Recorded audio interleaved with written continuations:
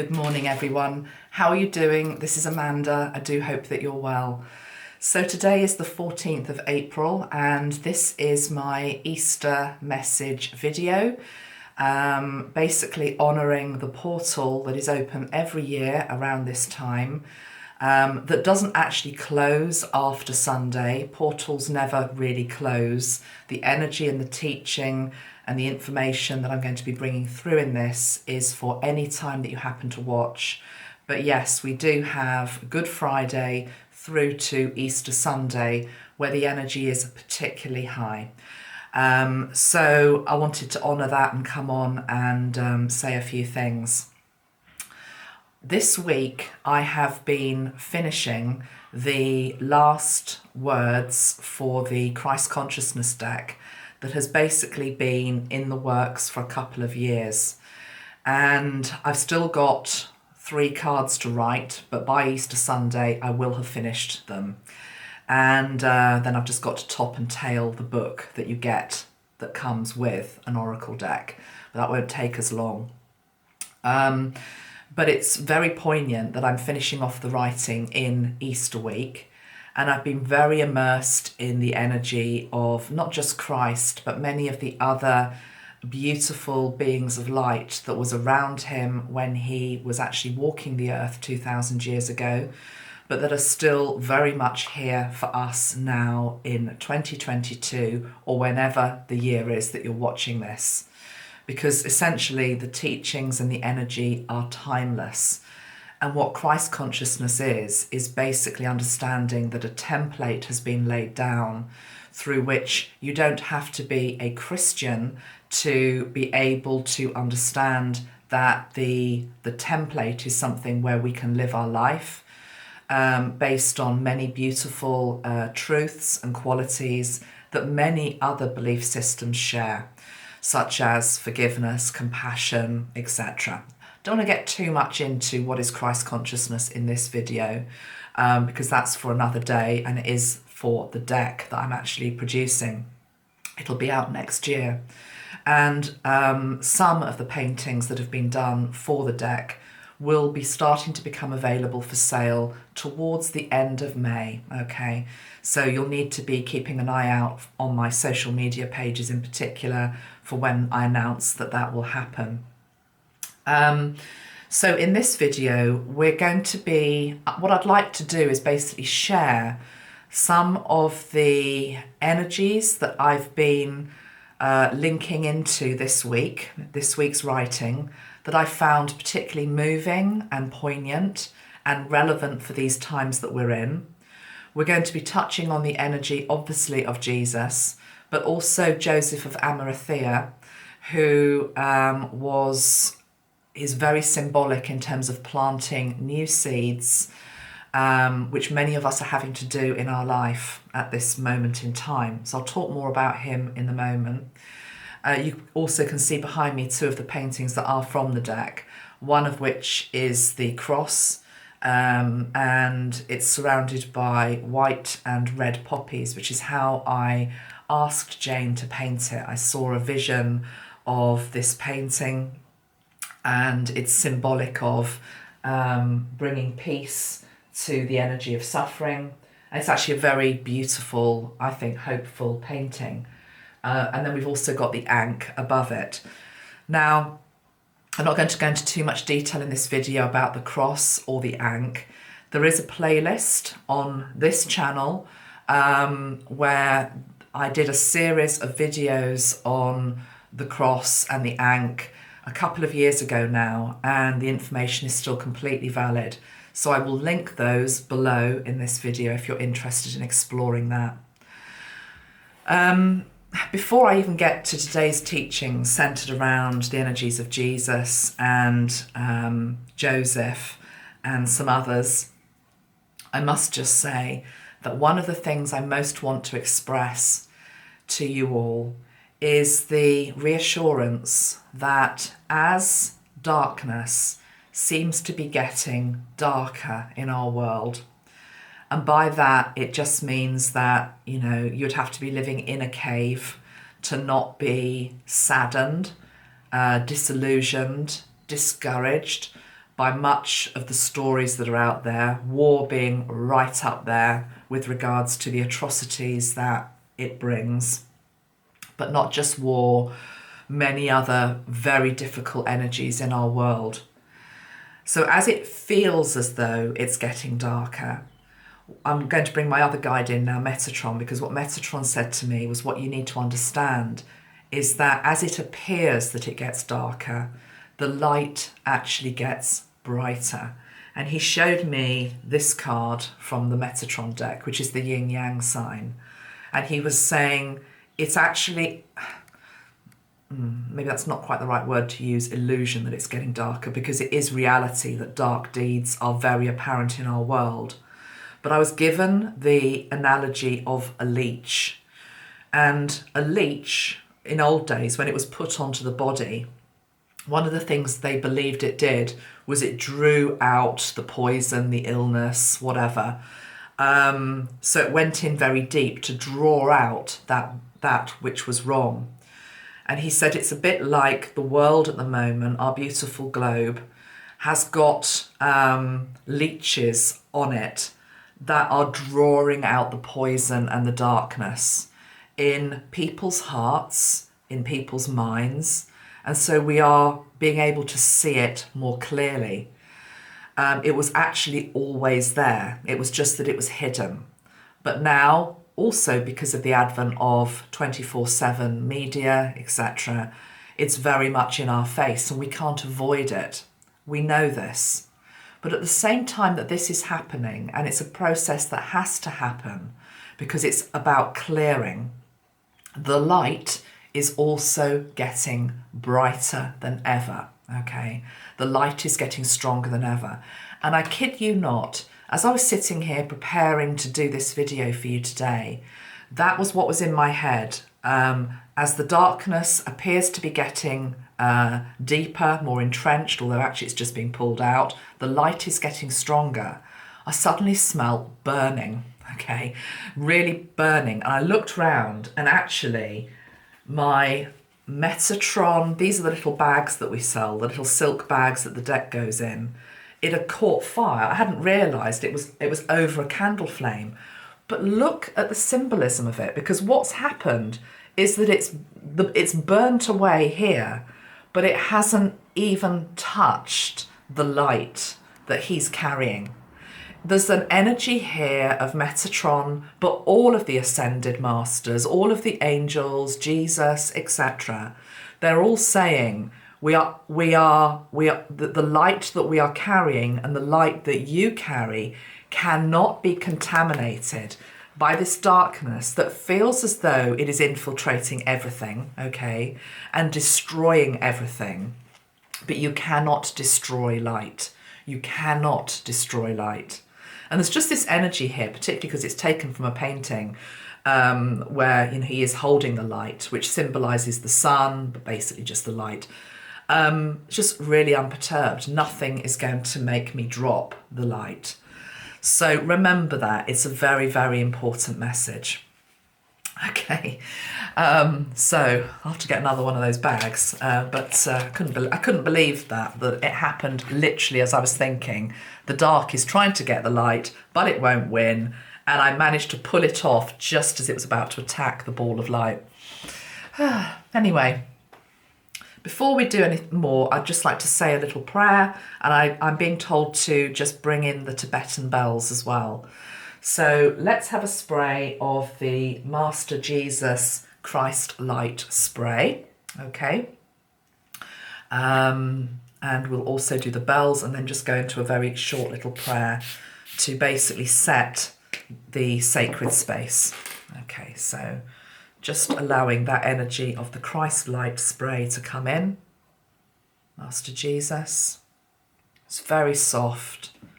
The essential oils in that one, actually, I looked it up, are yarrow, rosewood, cardamom, frankincense, jasmine, myrtle and lavender. And in particular, if you are setting up an altar or something over the weekend in your home, just to welcome in the energy of Jesus, and I'll show you what I've got on mine in a moment. I'm being told that frankincense, if you've got any to burn, is really going to help heighten the energy, as it always does.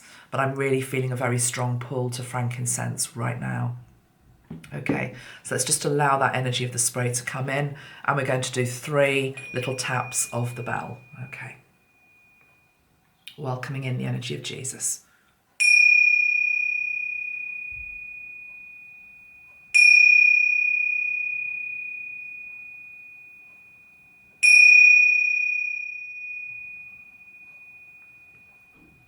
Putting your feet down firmly on the floor, putting your roots down, and just setting the intention that over the next few days, Easter time, we are given the hand of Jesus to hold, and we are steered, supported, helped, and buoyed up by his light, that our hearts open wider, that we are able to receive the light codes, the frequencies, but above all the love that is here for us now.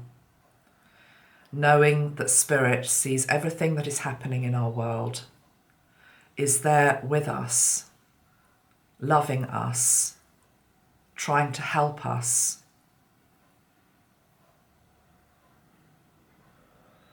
And we thank you, Jesus. We thank all the masters for doing so. Amen. Okay. Right. So, altars. I've talked about altars before. Altars, grids, whatever you want to call it. You don't even need to give it a name. But for me, it helped me yesterday to get into the energy of the week, Holy Week. In my last video, which was last week, I did say I wasn't feeling the energy. And I suddenly thought yesterday, reminded me very much of the Christmas energy. To be honest, any portal, any ceremonial time, there has to be a degree of preparation for it. It's like at Christmas, if you put up some decorations or lights, it helps to get you in the mood. And at a very basic level, that is actually what setting up grids and altars helps to do. It helps to invite in the energy, but also get you in the mood. It symbolises that you are taking it seriously, okay? And that you are open to the blessings and the healing that is available. Because the truth is, in any season, whether it's Easter, Christmas, a full moon, a new moon, equinox, etc., it can pass us by. We have to consciously be open to turning the key in any particular lock to get the benefits of what is behind the door. So just very quickly, what I've got on my altar, yes, I have got my sprays because obviously we sell sprays linked into Jesus. In fact, it's quite interesting, not just with the sprays, but writing the deck. The letter J. We've obviously got Jesus. We've also got 2 Josephs. This is in the deck. We've got Joseph, the father of Jesus. We've also got Joseph of Arimathea, and we've got Judas.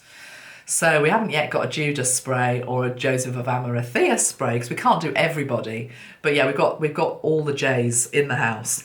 But the big one, of course, is Master Jesus. And before anybody gets offended, Jesus has got a sense of humour, and Jesus will meet you at your level. So me and him have always had quite a light-hearted relationship, and it's okay to speak in those words because you do have a personal relationship with him. You don't have to have a middleman or go into a building to be able to feel his energy, nor do you have to belong to a particular church or even, as I say, be a Christian.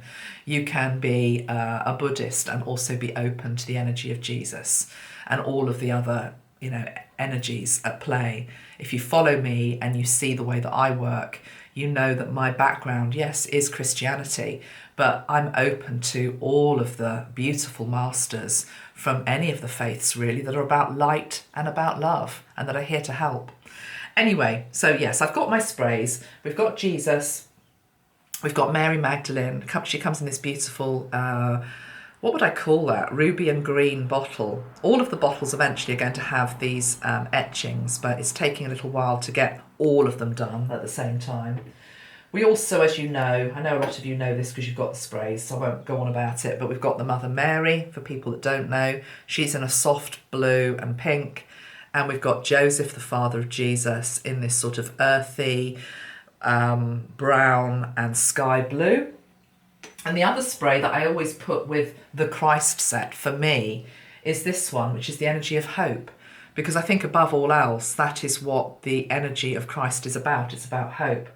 So I've got my sprays. I've put it onto a, what is that? I think it's not the flower of life. I think it's the seed of life.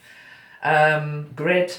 I've got some crystals. I've got rose quartz. I've got carnelian hearts. I've got a beautiful rosemary. Interesting, I said rosemary. Okay, it needs some rosemary. Go into your garden and get some rosemary. I was actually trying to say rosary. Is it a rosary? Yes. You see, I'm not of the Catholic faith, so this is not my rosary, but I would just like to honour the fact that this was given to me by a male client who lost his sister, and it was the sister's rosary. So I've always treasured it, and if you're still watching me, I look after it for you, and I love the fact that her energy is also in this video. So that's there as well.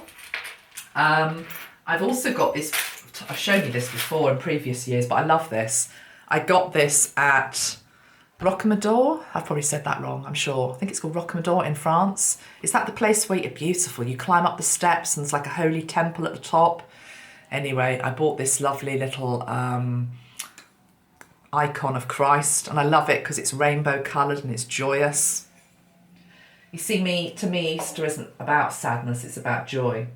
And I've also got my little icon that one of you gave me of Mary and Joseph with the Holy Grail. And I've got some little charms that I had. And the charms that I chose was an anchor, because Jesus helps to anchor us. I've got the ankh. I've got a tree, because the tree of life.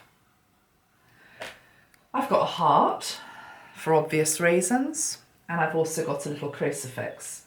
And I've got candles, and I've got flowers. But you can do anything, you know, you can use some cards, as I say, bring flowers into it. I've also got the steering wheel on the ship, which I can never remember the name of. You always tell me. And I've got the ship itself. One of the cards in the deck is linked into calming of the sea, which is all about trust and faith. Right, let me get into what I wanted to really share with you today then, what has touched me this week in terms of the writing. In no particular order. One thing I want to try and express is that when I sat down to write this deck, I think I was under the illusion that it was going to be easier than it actually has been. I was just expecting almost like, you know, the ceiling to open, it just to be straight channeled, you know, in a couple of days, job done. Of course, it was never going to be that easy. I had to live, and I had to really feel into every single one of the 55 teachings that are in the cards.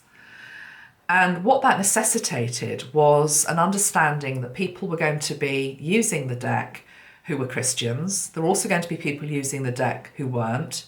There were going to be people using the deck who had never maybe read the New Testament or knew the Gospels, but it needed to be relevant for everybody. It needed to be inclusive for everybody. That was one of the hardest things about it, without watering down the energy. But I did dip into the Gospels to refresh my memory. And I've got many different versions of the Bible, but actually I used the Gideon's New Testament, that in the UK, you get given these little Bibles. This was presented to me, I don't know what year, basically as a teenager. You also have them, or you certainly used to have them, in the bedside drawer in hotels in the UK. I don't know if that's a worldwide thing. What I like about this little Bible, or this little New Testament, is that it has here an index. They've made it very user-friendly. They've just broken it down so you can look up passages linked to anger, crime, hope, love, marriage, mercy, etc. I don't know, it just really spoke to me. So I've been dipping into this a little bit. And this week, when I was actually writing about discernment and facing the truth, and what is right, what is wrong, all of this type of stuff, and the fact that we're all eternal students and that we're all learning off each other, and that actually to learn, sometimes we have to break down boundaries and set ways of doing things or set ways of looking at things. And this is societal just as much as personal. I was drawn to John chapter 4, verses 1 to, it goes on for quite a long time actually, 1 to, looks like about 40 maybe. No, more than that. It's actually one of the longest interactions that's recorded in the New Testament of Jesus, where he basically talks to somebody, okay? And what's interesting about this is it's called Jesus Talks with a Samaritan Woman, and it's known as the woman at the well. And he's travelling through her area and he sees a woman who is alone at the well, drawing water, and he sits down to talk to her.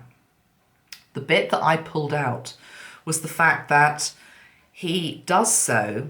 Remember, Jesus was a Jew, okay? So at that time, Jewish people would not have interacted very much with Samaritans, people of a different race. So number one, he breaks down the barriers in terms of, I don't care what race you are. I want to sit with you. I want to converse with you. I want to talk with you. Number two, there's very much, well, it basically says that she's been married 5 times and is in relationship with her 6th. And again, you've got to take yourself back 2,000 years. You know, at that time, for a woman to have had 5 marriages, maybe even now, I'm not judging it, but you know, there's this energy of, I think she's called a fallen woman by some of the gospel writers. I mean, again, don't throw the baby out with the bathwater just because certain words are used. The point I'm really trying to make is the fact that he has no concern about sitting down with somebody of different race that other people have shunned. That's why she's drawing the water alone. The fact that she's had all these different relationships or marriages. And he has a chat with her, they converse, and it ends up that actually she manages to bring his teachings to the rest of her village. So it's to do with the impact that you can have when you break down barriers that are actually enforced by society anyway. And living from the heart is very much about that. It's about doing what is right, doing what your soul calls you to do, rather than obeying laws which are often unjust, or societal norms that are unjust. Just because everybody else is shunning somebody doesn't mean that you should. I just think the one thing that struck me is how much, it sounds an obvious thing to say, but how much depth and wisdom there is in a lot of the stories. And they're told very much often also in terms of parables. This one wasn't. This was more like an interaction that's being recorded. But there's great solace for us in these days when the old world is crumbling because it's meant to, and the new earth is being born. But we're in this very difficult transition period where, as I said at the start, the darkness appears to be getting darker. It is an illusion, it's just being drawn out. But the light is getting brighter. And as I've said before, do not throw the baby out with the bathwater in terms of some of the most beautiful stories that are within the Gospels as well. So that was one thing that I really took from this week. The other, I was also writing about protection. We've got a card on protection, which shows the armour of God, actually. I've talked about the armour of God many times on my channel. I've got a video about the armour of God and putting it on every day, and the 6 pieces that you put on. But over and above that, what is so important to remember, and again, this is a basic, but we forget the basics. We particularly forget the basics when the world is so difficult and we are so challenged. And the basic is, what is it? What do you think it is? The basic is that light is always, always, always stronger than darkness. And actually, if you can hold on to that, and you can really hold it to be true, and you live by it, then A, there is nothing to fear, but B, it is your greatest protection, or a better word, maybe fortification. Okay, so, when we look back again at the early stories of Jesus and everything that's been written, not just in the Gospels that are in the New Testament, but in Gospels that were left out, one thing that's very clear is that all of the disciples, and Jesus himself, of course, were persecuted, very cruelly persecuted. And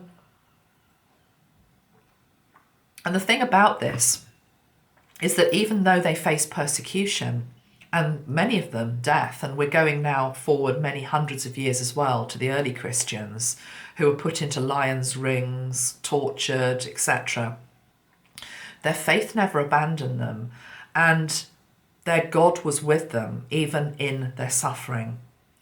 And, it's very easy to say, well, why did it have to happen? But ultimately, that is not being able to understand the much wider context of the collective consciousness of any particular day, whether that be 2,000 years ago or whether it be now.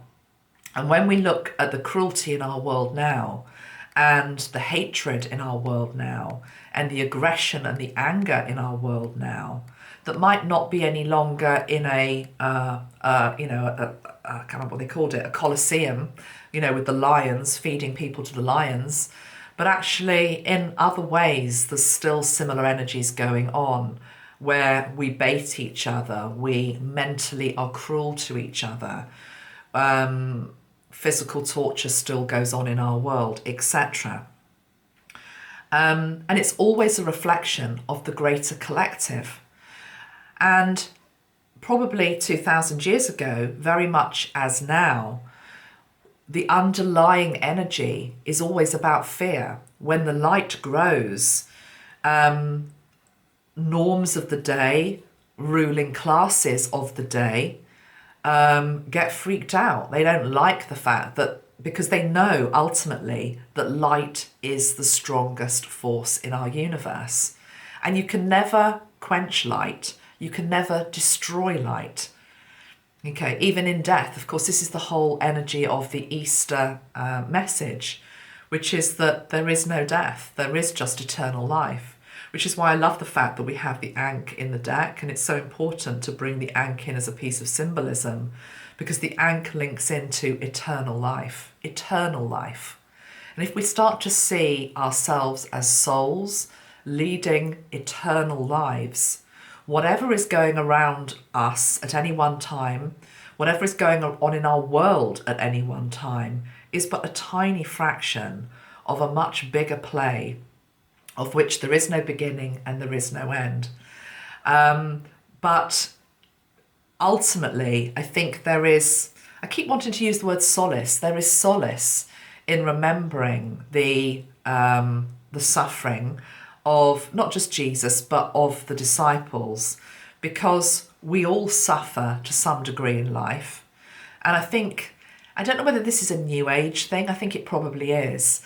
I think there's a misnomer out there, which is that, once we're in a higher vibrational reality, somehow bad things don't happen to us. Somehow all the darkness is just eradicated because we're going to have this big wave of light and everything's going to transform. But I've never seen it like that. I don't see how it can be like that, because ultimately the change that's needed to transform this world is about each of us stepping into light. And the more that each of us can be a bit like Metatron here, which is even when the darkness is nipping at the heels, and darkness, remember, is fear energy. It doesn't have to be the big bogeyman over there. It's fear. Fear is the most corrosive energy there is.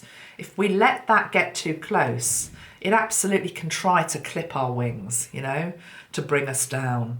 But we have to just keep holding the light. And those early Christians, they held the light to their dying breath. And it would be interesting. I'm not going to do it in this video, but it would be interesting to maybe try and channel a few of them, because I get no sense that any of them were like, oh, well, I really regret doing that. Because if I put it this way, this is what I'm feeling. I really regret that I, held the light as much as I did, and I stood up for Jesus as much as I did in that life, and I stood up for what I believed in as much as that life, because it led me into the lion's den. Oh, I wish I hadn't done that, because if I hadn't done that, I could have had another 15 years. They're eternal souls. 15 years is nothing. It's, for some reason, I want to say gnat's breath. It's just, it's nothing. The soul is eternal. This Easter, if we could truly feel in to the extraordinary eternalness of our soul at Easter, the 3 E's, okay? The extraordinary eternalness of our soul this Easter, it would blow your mind. It would also blow open your heart, because you would start to see everything happening in your life and in the collective as one tiny little grain of sand on the beach that is actually allness, the allness. It doesn't matter. It doesn't mean that that little bit of sand, which is difficult, doesn't matter. That's not what I'm saying.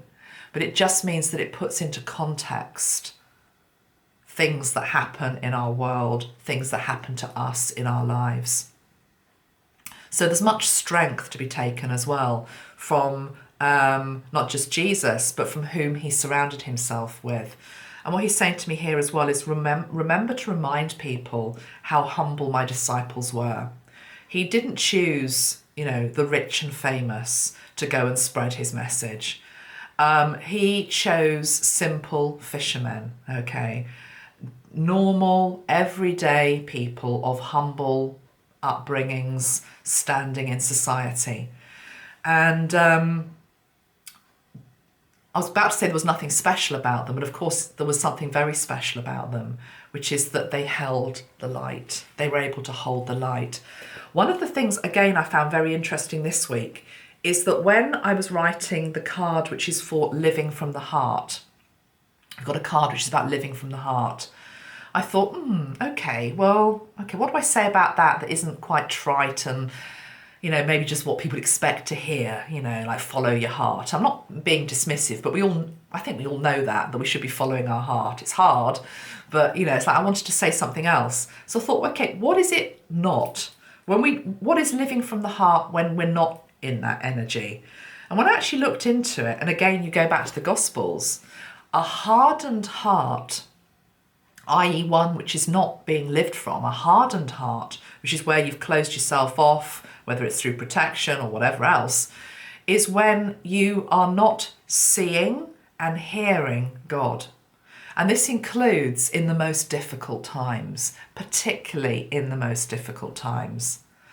You're not being able to see the pathway through which God can navigate through anything, through any circumstance, however difficult, to bring in light. And again, if I just quickly go back to the Metatron deck, he asked me just to get 3 cards out. I've shown you the yin-yang sign, but also the times that we're in, because it's difficult.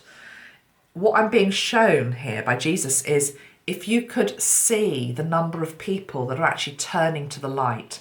And I'm talking about light here in a very big term, okay? Not linked to one particular faith or one particular religion, just about going into the heart. Because it's so dark, that's when people reach out. That is when people reach out. That's when people start to awaken. There has to be more than this. None of this makes sense. I don't want to stay in this dark place. And the third card, of course, is the void. From the place of darkness, when you actually go into it, it's the place of creation. So going back to living from the heart, what it isn't is when we have a hardened heart and we can't see how God can work through a particular situation, a particular block, a particular problem. He will work through anything that is happening in our world. And you see that. I mean, I went to the shops yesterday in my town and like many places around the world, you know, a lot of the shops are closing, some new ones are opening, but there was a big shop that had gone. And I was like, wow, you know, where it was Argos actually. I was like, wow, where's Argos gone? And it was just this bit, you know. And then I looked and I thought, there's something else in there. So I went to the space where Argos used to be, and the whole premises has been taken over as a depot, effectively, where people can just drop off blankets, duvets, tins, food for Ukraine. In the same way that right now in our world, and I'll do another video on this about the cost of living crisis in our world and food shortages, all of that. I'm going to look at all of it. But again, go into any supermarket now and the food banks that are there, people are putting more and more into it. From a place of difficulty, more people are waking up to the fact that actually I can do something. I can give those clothes away. I can do this. I can do that to actually help the common man. That is Christ consciousness in action. It's completely Christ consciousness in action. I'm just closing my eyes because there's something else that I was just wanting to bring through, and now it's gone. Living from the heart.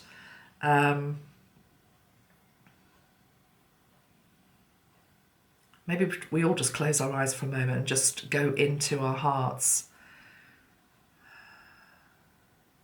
Okay, thank you. Right, yes, he's reminded me. This is coming a little bit more into another video I want to do, but I'll just mention it here. Cost of living crisis, food shortages that might be coming in, etc. I'm being taken back to something that I said a few months ago on my, I think it was Instagram, which was about the feeding of the 5,000. And the fact that it's about sharing, because again, I can't remember which card it was I was writing this week. Can't remember off the top of my head, but there was one, and it was about having doubt and having fear, which we all do. And doubt, it was living from the heart. It was doubting that God can work through particular situations. And what happened in the Gospels, or at the time of Jesus, was that he did that amazing miracle, which is to do with feeding of the 5,000. The disciples witness it, okay? And it's like, wow, you know, why would you ever doubt again that food or resource that you need can be pulled, literally almost like from thin air, when it's really needed? Why would you ever doubt that again? And then again, a few chapters on, another situation comes up where there's something like compromised yeast or something that has been tainted by Herod or the Pharisees or something like that. And the disciples go into massive fear again about, oh, how are we going to cook our bread, or how are we going to get the bread? And Jesus reprimands them. He admonishes them and he says, I'm paraphrasing here, it's not quite how it is in the gospel, but it's something along the lines of, have you forgotten what happened literally a few weeks ago? And I think we need to again be bringing this energy in, which is that let's bring it right up to date. In times where people are struggling and there's not enough to go round, there actually is if we all pull together, okay?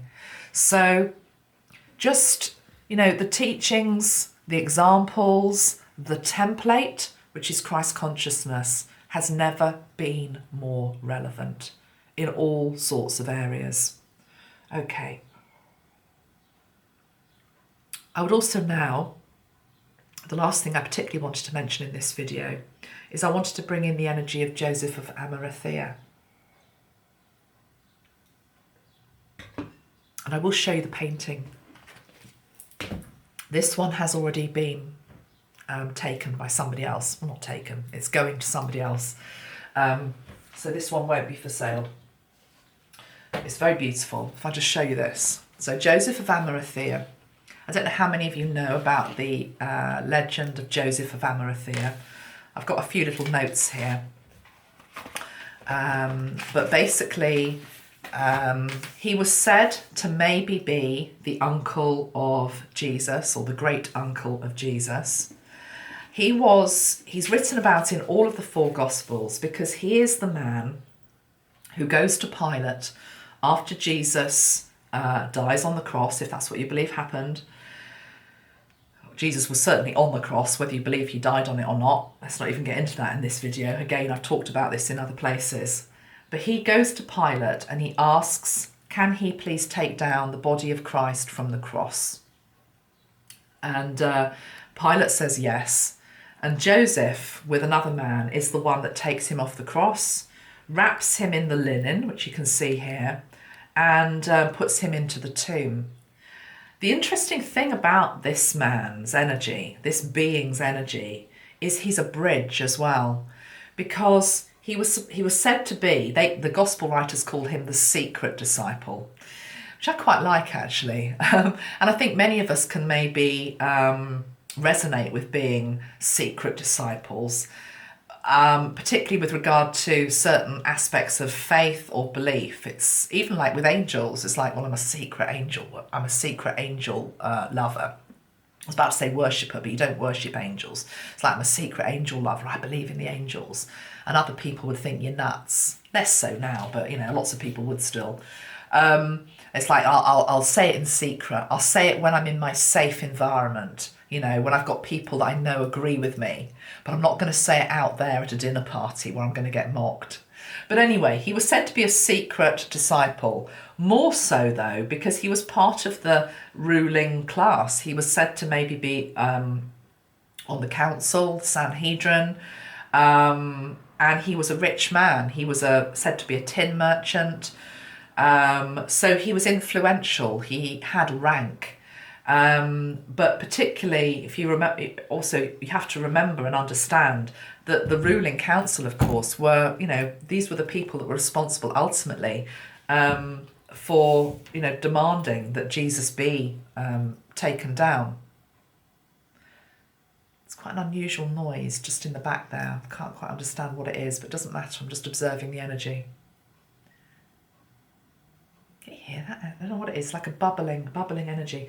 As though something's bubbling, like a champagne thing that's about to burst. Oh, of course. I understand now. I'll get to that in a minute. So yeah, he takes the body down from the cross. He wraps it in linen. He's this bridge in that he's been a supporter of Jesus, but he's also on the council and part of the Sanhedrin. And anyway, there's many legends that are associated with him. I believe it's not till, apart from what's in the gospel, it's not till the 13th century that he starts to be written about, linking him to Glastonbury. This is supposed to be the Glastonbury tour, where he's said to have planted the holy staff, which turns into the holy thorn tree, which to this day still blooms every year. He's symbolic for basically taking the faith to a different land and to be the one who was responsible for the creation of the first church. I don't know whether anybody can answer this for me, those of you that know your theology or just are interested in this whole subject. What struck me when I was looking at him and, what he said to have done, i.e. having come to Britain, first person to bring Christianity to Britain, setting up the first church in the world, it's like, how did Rome then become the centre? I mean, I know it's the Catholic Church, but just interesting. It's like it's all about Rome, but yet Glastonbury is sort of where the heart of it all is. The other really interesting thing about Joseph, I just want to talk about him, is that, again, we can't prove any of this, but because he was a tin merchant and he was said to have travelled extensively, particularly to Britain, there were trade routes in those days. The idea is that he might have brought the young Jesus to England as well. And one thing I never knew was that the hymn Jerusalem is said, it's based on that. So the words to the hymn Jerusalem, which is an old English hymn written by, known as a poem by William Blake, set to music by Sir Hubert Parry. And did those feet in ancient time walk upon England's mountains green? And was the Holy Lamb of God on England's pleasant pastures seen? I never knew that about that hymn, so it's taken on a whole new meaning for me now, that hymn. So, whether Jesus came, whether he didn't, whether Joseph came, whether he didn't, is up for debate. But certainly the whole Isle of Avalon and the Holy Staff and, the beauty that is there, the Chalice Well Gardens. He was also said to be the person, of course, who took the Holy Grail, which was the cup that was at the Last Supper, to England, and it was said to be placed in the Chalice Well Gardens somewhere, and that's why the waters run red, there. I think actually the waters have got a very high concentration of iron or something in them, that's why they're red. But, it's just all these myths, all these legends, all these stories. Ultimately, here was the man, even the gospel writers agree, he was the one that basically took Jesus's body down from the cross, and something that was inherently dead, lifeless, or on the brink of death, brings the energy of his teachings back to life and takes them into new lands and new pastures. And what I've basically put in the deck is, let's look at the symbolism of that and let's think about our own life. How can we ask the energy of Joseph of Arimathea to come into our own lives to help us seed new things? Now, if I've been organised, hopefully I've printed out some of the words. Yes, I have. So I've written here, this is just part of it. Presently, Joseph's life and energy is calling you to fresh pastures. So think about this Easter. To tread new ground, maybe even to travel physically or in your mind. To plant fertile seeds, to maybe even be the first to do or say something in an area of your life. Doing so may necessitate you breaking out of old templates, family conditioning, and beliefs of what you think you can achieve. You're encouraged to be brave in forging new relationships, alliances, and experiences, starting either from 0 point or with some aspects, ideas already known. There's a thing also about carving your path, and about leaving a legacy. What is the legacy that you're going to leave behind after you die? The body may be no more, but the spirit lives on. What you stood for, what you championed and built can all remain, including the impact that you had on other people's hearts and minds. To be remembered fondly with a smile and with gratitude is what we all aspire to. It's about creating foundations and building something. So definitely, I just wanted to bring in his energy this Easter time, because ultimately every Easter we go through the same ritual and ceremony. We honour the sacrifice, the suffering on the cross. We then celebrate the resurrection. But then after that, it's all about what then was built. And what effectively was built and is still in evidence today is the light. It's always about the light. It's the light that you carry, and that can never die. Okay, so I think I will end by just again going back to the Jesus spray and feeling into the energy of that, and probably into our heart. Before I spray, one of the things I'm feeling very strongly as well is that, again, when we look at the feeling of hopelessness in our world at the moment, in terms of, well, what can I do? It's like every day I turn the news on, it's even worse than it was yesterday. There's another problem. Or, I've come up against another block within myself. I've got another problem in my life. I can't get past this. What can I do about it? Internally, within, but equally out there externally. And to that I would say everything. It goes back to what I said at the start. The most powerful energy that we have, is the energy of love. And it can transform anything, but we forget it. It's the axes of fear and love, and we have to choose love. And this Easter, we're being given another opportunity to remember that, to choose love, to always choose love. Let's just bring in the energy of Jesus.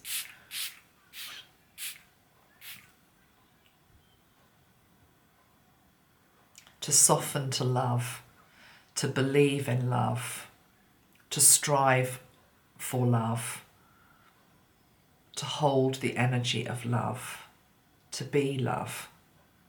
to speak love, to hear love, to see love, to seed love. And he's showing me the energy of a sower, sowing seeds. I'm just being shown a sower sowing seeds. And we all have effectively our own bag of seeds. And every day we do what I'm being shown, which is we sow seeds. We do so often unconsciously though, not realizing that the seeds that we're sowing via our words, our deeds, our actions, our energy can either be destructive or they can be of love. They can be something that can be sown and scattered far and wide. Remember, the wind can take them far and wide. Your deed, your one piece of kindness, your smile, your attention, your presence, your gift can do so much more good than you would ever realize.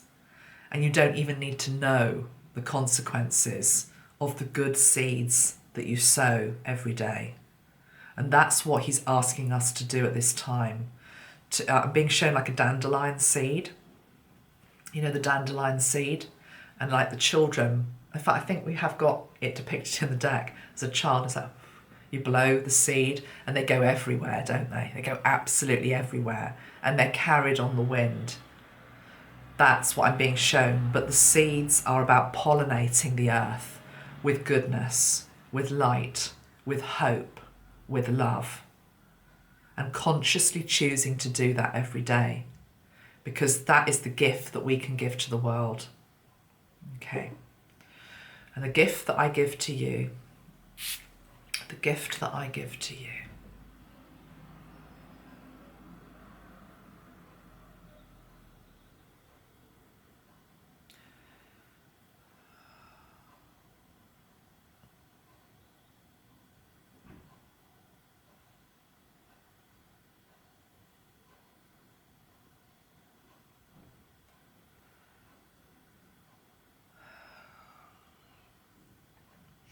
his energy is so beautiful. The gift that he brings to you is his presence, is his time, is his attention, is his care. I just see him at our feet. It's like he's kneeling at our feet, attending to our feet, washing the sorry, I'm choking up. Washing the feet, cleansing the feet. It's linked in also to the armour of God, because one piece of the armour of God is to do with walking in sandals of peace, putting your feet into sandals of peace, being aware that every step that you take, you can tread peace into the world, or you can put heavy boots on and trample your mud and your toxicity and your negativity. We don't want to do that. So it's about cleanliness next to godliness. There's something here about cleansing. So this portal, over the next few days, we're just going to consciously encounter the energy of water just washing us clean, water washing the feet clean, and water, of course, being a symbolism also for Jesus as well. He is the living water. And again, those of you that have followed my teachings over many months and the work of Dr. Masaru Emoto, how many times have I said this, guys? But we need to always be reminded, including myself, that the water in our body responds to the command that we tell it. So if we walk around just really in tune with our anger and our rage and our disappointment and our disillusionment and like everything's going to hell, that's what we hold within us. So the living waters of Christ, having that within us, it's almost like there's a rebaptism every linked into Love, love, love. Love is all there is. Okay. I did have this deck out and I just can't resist because it's been sat here all night waiting. I'm just going to pull a couple of cards from this deck as well for Easter energy. This is the Gaian Tarot by Joanna Powell Colbert. Nice picture on the front actually. The earth, I don't know, it's supposed to be the earth, it's a tree in all the 4 seasons with the seasons of the moon. Oh, we've got a full moon, haven't we? Maybe that's why I'm needing to pull a card. So the full moon in Libra on Saturday, followed by Easter on Sunday. And then I think in most parts of the world, I don't know whether in most parts of the world, certainly in my part of the world, we have a bank holiday on the Monday, which is an energy of just rest and recuperation and integration of the energies over the next couple of days. Okay, any message that this deck has for us, please? So full moon in Libra and Easter Sunday. Let's have 2 cards. Full moon in Libra. The Explorer of Air. I'll show you the card in a moment. It's a nice card actually. And the card of Strength. Nice. And the Guardian of Water. Okay, so for full moon in Libra, we have the Explorer of Air. Libra's Libra's an air sign, isn't it? I think I'm right in saying that. So that would make sense. And then for Easter Sunday itself, we have the card of Strength with the lion. And then we've also got the Guardian of Water, the turtle. It's funny, I was looking at the turtle because I've got a little, these little charms. I've got the turtle and I was wanting to put that on my grid and didn't, so I need to do that. But from what I can remember, the turtle is about carrying your home on your back. Well, that's one of the things I identify with. So it's symbolic of, for me, the turtle is a bit like it's the church, but the church isn't a building. The church isn't an institution. The church isn't a place. The church is you. You are the church. Your body is the church, because your body is the church that holds your soul. Your body is the church that holds your soul. Your body is the church that holds your soul. Just keep being told to repeat it, okay? So we have to be a bit like the turtle that carries it on our back, which is our faith, our belief, through the waters of life. And the fish are all around. They're all around. And of course, the fish was an early symbol of Christianity as well. I like the lady on this card. She just feels as though she symbolises freedom and independence and self-expression. And I just talked about water being the cleansing energy over the weekend, and there she is in the water with the fish, with the conch shell, with the conch shell as well. There's a nod to somewhere like Hawaii, or, you know, with her flower in her hair as well. But Libra, Explorer of Air, what do I want to say about that? Well, the birds are everywhere in that card. He is surrounded by birds. Surrounded by birds. Birds are messengers, okay? They're messengers. So lots of messages coming in. In my Metatron deck, of course, signs from Spirit is the robin, the bird. So I feel as though the day before Easter, full moon in Libra, air is an energy of, there's a lot of messages that want to come in. And it feels as though this guy is having to climb quite a high tree to find a quiet space to receive the messages. So it's linked into number 1, practically going somewhere quiet so you can actually hear yourself think, okay?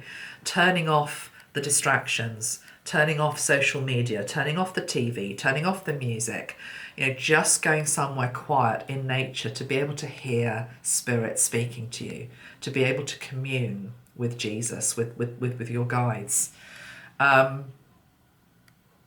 But equally, this is also about the higher chakras as well. So it feels as though being aware that, again, I just feel like the energy of water is very helpful to help clear the upper chakras as well. Most obvious way would be standing underneath a shower or being out in the rain.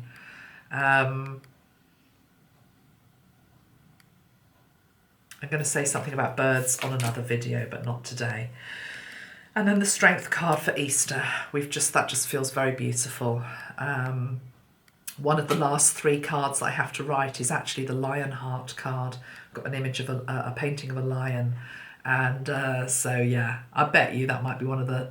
I might write that over. I'm going to write that on Sunday, actually, about the lion and the sun. And it's linked into strength. It's about getting stronger. The higher we climb, the more that we open up to spirit and the messages. Remember, a hardened heart is when we don't hear the messages. We close our ears. You know, we close our ears to hearing God. And we close our eyes to seeing God. And that isn't about, because I can hear some of you coming back at me, it's not about, well, it's all right for you, you can hear spirit. That's not what I'm saying. It's about trying to hear God in your interactions, in the person in the supermarket queue who actually is saying something that is very wise, or it's a piece of the jigsaw that you need to hear. Opening up to hearing God and seeing God is about seeing it in everyday life, in your interactions, seeing everybody as part of the divine, that you and I are divine, okay? It's the energy of Namaste. The divine in me sees the divine in you. And when you close down from that, and you can't see the divine in that person because I don't like them, I hate them, well, you're closing down to God. You're closing down to a bit of God, because that person is a bit of God, even if you don't like that part. Even if it doesn't mean that, you know, there might not be things about that person that aren't good, but they're still a part of God. God is still within them. So the energy of Namaste, the divine in me, sees the divine in you. And the more that I open up to that, the more messages I get about myself.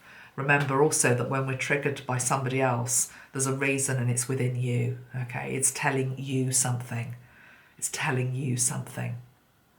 So the thing also about seeing God is also linked into taking proactive action as well. So sometimes, and again, I've been writing about this week, we like to turn away. We don't actually want to see something. We don't want to see sometimes the difficulties in our world, the challenges. We don't want to look at our own shadows. We don't want to look at our own darkness. We don't want to look at our own problems in our life. We just want to pretend that they're not there, bury our head in the sand. But when we do that, we become blind. We literally become blind. Whereas if we understand that we're given the strength to tackle anything, to heal anything, to be able to face anything, we start to make the breakthroughs that are very needed. So I hope that you have a happy Easter. I wish you well. Spend it quietly if you can, or get a quiet 5 minutes here and there.